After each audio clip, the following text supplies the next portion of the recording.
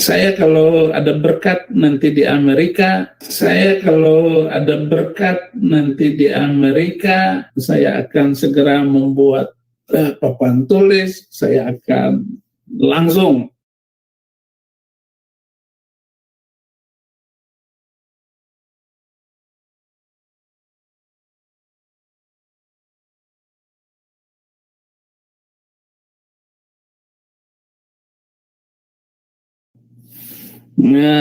saya akan bongkar 300 ayat itu.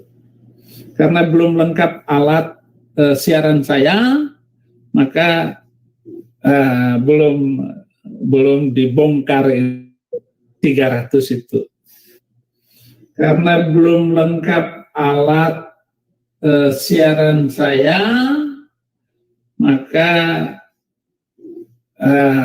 belum dibongkar. Assalamualaikum warahmatullahi wabarakatuh. Jumpa lagi dengan saya ya, Dr. Akal di channel kesayangan kita, Debat Panas, channel yang menyajikan dunia debat yang panas dan cadas tentunya ya. Dan kali ini kita akan melanjutkan pembahasan tentang Saifuddin Ibrahim ya, seorang pendeta besar Saifuddin Ibrahim yang akhirnya ya, ini kita harus kasih tepuk tangan dulu buat teman-teman Oten ya, yang akhirnya pendeta besar Saifuddin Ibrahim setelah 1 minggu yang lalu komplain dengan mengatakan belum bisa beli papan tulis ya. Dia katakan kenapa belum dibongkar ya. Kita tahu banyak sekali oten-oten yang sudah riang gembira menunggu-nunggu untuk dibongkar 300 ayat yang dijanjikan oleh pendeta besar Saifuddin Ibrahim. Tapi sampai sekarang belum dibongkar. Terus minggu lalu pendeta besar Saifuddin membuat klarifikasi dengan mengatakan ya dia belum bisa bongkar ayat tersebut karena alatnya kurang, termasuk papan tulis, karena dia mau tulisin itu ayatnya apa-apa aja biar gampang jelasin kepada para penonton. Dia butuh yang namanya papan tulis ya, padahal harga papan tulis cuma $20 sampai $40 gitu, dan itu kalau dirupiahkan cuma 300.000 sampai 600.000. Tetapi Saifuddin nggak punya duit untuk membeli papan tulis tersebut dan perlengkapan lainnya, sehingga dia membutuhkan donasi dari teman-teman semua ya. Dia menggalang dana, bahkan setelah menggalang dana dia pergi ke kasino ya. Mungkin dia targetnya cuma terkumpul $500, tetapi ternyata karena oten-oten ini rajin menyumbang, rajin berdonasi, terkumpul banyak gitu ya. Mungkin terkumpul sampai dirupiahkan itu mungkin sampai 100-200 juta.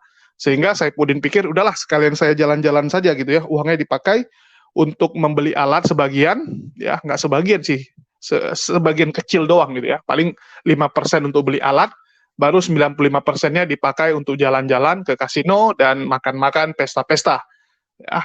Dan Saifuddin akhirnya ya, setelah 1 minggu yang lalu nggak punya alat, akhirnya sekarang punya yang namanya papan tulis ya. Kita kasih tepuk tangan dulu untuk para oten-oten yang akhirnya memiliki papan tulis ya. Saya nggak tahu ini seberapa pentingnya papan tulis bagi Saifuddin Ibrahim ya, sehingga itu menjadi kendala dia ya. Kita tepuk tangan dulu untuk Saifuddin Ibrahim. Tolong musiknya, tepuk tangan. Ya, saya nggak bisa nambahin edit ya, lagi lambat ini karena lagi agak sibuk, ini lagi di luar. Dan di sini saya ingin katakan bahwa Saifuddin akhirnya punya papan tulis. Dari mana kita tahu Saifuddin sudah punya papan tulis? Mari kita lihat video terbaru dari Saifuddin Ibrahim yang dimulai dari tadi malam. Ya, teman-teman bisa lihat di sini bahwa dia sudah memiliki papan tulis. Ya, ini di 3 video terakhir dia, 13 jam yang lalu, 1 jam 52 menit yang lalu, dia sudah memiliki papan tulis. Kita lihat papan tulisnya. Ya, keren nggak ya? Apakah ini papan tulis yang worth it?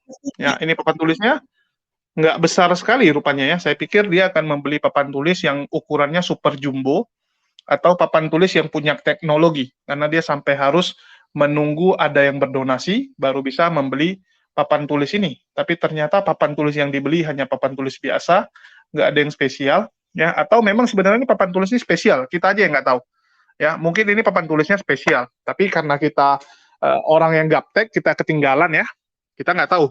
Mana tahu papan tulisnya ini bisa menggambar sendiri atau menulis sendiri sesuai dengan pikiran Saifuddin ya. Tinggal disambungkan alat ke kepala Saifuddin Terus Saifuddin tinggal mikir, maka otomatis akan tergambar dan tertulis di papan tulis tersebut. Ya kita tunggu nih, 300 ayat yang digembar-gemborkan dibuka oleh Saifuddin, dan kita juga akan membuka ayat-ayat yang super ngeri yang ada di Alkitab ya, dan juga ayat-ayat yang ya semi-semi gitu ya, ada beberapa ayat yang semi-semi di Alkitab, juga kita akan minta untuk dihapuskan kalau bisa, karena itu membuat oten-oten sekarang jadi ngeri. Ya, mereka melakukan pergaulan yang nggak benar, bahkan amanat agung itu sangat ya perlu dipertimbangkan, apalagi amanat agung itu ya. Karena amanat agung inilah yang membuat sekarang kerukunan di Indonesia ini jadi kurang bagus gitu, ya. Karena segala cara dilakukan oleh oten-oten untuk menginjili. Bahkan dengan melakukan indomisasi, melakukan pemaksaan, iming-iming uang, bahkan ada yang sampai dengan cara menikahi, ya, menikahi wanita muslim, terus nanti dipaksa untuk ikut menjadi oten setelah dia hamil. Dan ini bukan saya asal ngarang ya, ini sering kita dengar, bahkan dari kalangan pendebat pun kita sudah menemukan contoh nyatanya, yaitu joker swasta alias Jeffrey ya. Dia melakukan pernikahan secara muslim 2 kali. Yang baru ketahuan 2 kali ya, yang udah ketahuan 2 kali, belum sama yang kita nggak tahu, yang nggak terdata, perempuan-perempuan yang nggak terdata. Dan setelah dia nikahi, hamil, dia suruh jadi Kristen, ya, dia suruh jadi Kristen, dan dia dengan tanpa rasa bertanggung jawab main tinggal saja kepada wanita-wanita tersebut. Jadi inilah kelakuan para oten yang diilhami, ya, diilhami oleh amanat agung menjadikan semua bangsa muridnya dengan segala cara. Ngeri ini ya, bahkan ada ayat dengan dusta pun nggak masalah. Jadi inilah yang dilakukan oleh oten-oten, sehingga ya nanti kita akan bandingkan ayat-ayat, ya, ayat dibandingkan dengan ayat, kitab dibandingkan dengan kitab, argumen dibandingkan dengan argumen, biar kita lihat sebenarnya agama mana yang ngeri, ya. Kalau dibilang Ginting ini agama ngeri ini ya, sadis. Jadi kita tunggu Pak Saifuddin, ini sudah 13 jam yang lalu Anda sudah punya papan tulis, kita nunggu berapa lama lagi, kira-kira baru bisa kita bahas ayat-ayat tersebut ya, apa mau nunggu 1 hari lagi, 2 hari, atau berapa hari Pak? Supaya yang udah donasi ke Anda nggak kecewa. Mereka udah donasi, tiba-tiba Anda pergi ke kasino, ya, tapi 300 ayatnya nggak dibongkar, ya mereka sedih Pak. Tentu saja para oten-oten yang sudah menyumbang Anda kecewa. Jadi Anda harus tunaikan dulu, minimal kasihlah 5 ayat, 3 ayat gitu kan, biar mereka tuh happy, ya, biar mereka tuh klimaks, kita bilang ya, mereka bisa klimaks, ya, bisa orgasme para oten-oten ini, kesenangan, wah akhirnya dibongkar satu persatu gitu kan, biar kita nanti tampolin gitu. Kita paling senang ya angkat orang dulu, baru kita banting Pak, ya. Kalau sama saya seperti itu, kita angkat dulu nih, nggak apa-apa, kita angkat dulu, angkat setingginya ya, setinggi mungkin, kalau bisa sampai pencakar langit paling tinggi, ya, Burj Khalifa punya puncak kalau perlu, baru nanti dari atas kita bantingin ke bawah nih para oten-oten, kita kasih senang dulu kan, biar mereka riang gembira, wah, baru kita bantai, ya. Dan ya, ini yang sering terjadi pada oten-oten, selalu kegirangan di awal, tetapi menangis-nangis kemudian ya. Jadi mereka bersenang-senang dahulu, menangis-nangis kemudian ini para oten-oten. Dan sekarang ini lagi musimnya oten-oten meronta-ronta dan menangis saat melihat kegagalan demi kegagalan mereka lalui. KC masuk penjara 10 tahun, ya, gerejanya udah bertobat, anak pendeta kemarin juga bertobat, Papua sekarang banjir, tsunami malah ya, bukan banjir lagi ya, tsunami mualaf, daerah-daerah yang seharusnya oten-oten sekarang udah dipukul mundur. Oten cuma bisa menjadikan orang lain menjadi domba hanya dengan cara menawarkan bawa perut dan perut. Itu yang dilakukan oleh para misionaris jending ya, si Risuli Lubis, terus juga ada si Paul Jang. Nah, mereka cuma bisa menawari ya perut gitu kan. Mereka nawari perut, kalau si swasta menawari bawa perut ya. Jadi bagi tugas. Ya, ada yang menawari bawa perut, ada yang menawari perut. Itu aja yang misalnya mereka lakukan. Kalau debat akademis, ya ngomong agama, kelakuan, udah lewat lah. Bukan levelnya kita lagi untuk berdebat atau melawan oten-oten dengan cara itu, karena nggak mungkin berani. Sekarang mereka itu cuma bisa sembunyi saja. Ya, cuman bisa ngerumpi, monolog, tanpa berani berdiskusi secara akademis. Ya, tinggal beberapa orang saja yang mau diskusi, itu pun ya cuman raja asumsi-asumsi lah seperti Wak Labu. Jadi kita tunggu nih, Pendeta Besar Saifuddin. Anda sudah janji ya akan bongkar setelah alatnya lengkap. Sekarang alat Anda sudah lengkap, jangan mengecewakan para oten-oten.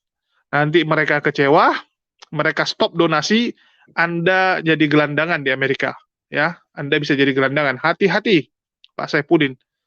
Apalagi ini bentar lagi udah musim panas di Amerika ya. Hati-hati, Pak.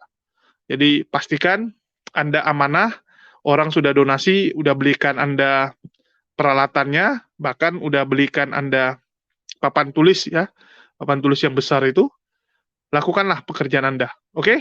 Makasih buat teman-teman yang udah nyimak. Bagaimana pendapat teman-teman? Berapa lama lagi kira-kira Saifuddin akan mulai membahas 300 ayat tersebut? Atau ada lagi yang dia perlukan? Atau minimal mungkin dia bilang, wah saya mau minimal 1 million US dollar dulu masuk ke rekening saya ya. Artinya sekitar 15 miliar uang Indonesia gitu. Ya nggak bisa Pak. Orang juga nggak bodoh. Ya, lakukan kerjaan Anda. Oke, makasih buat semuanya. Di akhir kata saya ucapkan wassalamualaikum warahmatullahi wabarakatuh. Sampai jumpa di lain kesempatan.